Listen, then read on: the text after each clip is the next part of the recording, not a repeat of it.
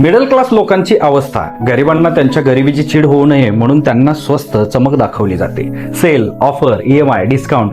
Middle क्लासला वाटतं तो प्रगती करतोय, पण खरं म्हणजे तो फक्त साखळ दंडात बांधलेला ग्राहक आहे.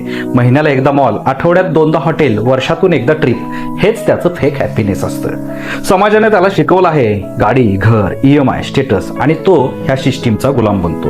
मिडल क्लासला खरं सुख नाही, तो फक्त गरिबी झाकणाऱ्या ब्रँडेड कपड्यातला गरीब आहे. रिअलिटी जी कोणी बोलत नाही.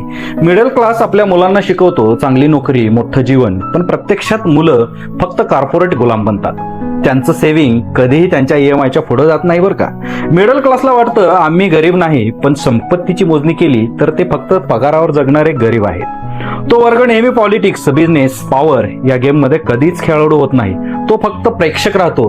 त्याला दिलेली सोशल मीडियाची चकाकी हे खरं नार्कोटिक आहे, जेणेकरून त्याला स्वतःची खरी स्थिती दिसणार नाही. मिडल क्लास ना पूर्ण गरीब ना पूर्ण श्रीमंत, तो फक्त एका खोट्या कम्फर्ट झोन मध्ये जगतो. तुम्हाला काय वाटते याबाबत? कमेंट करा आणि फॉलो करायला अजिबात विसरू नका.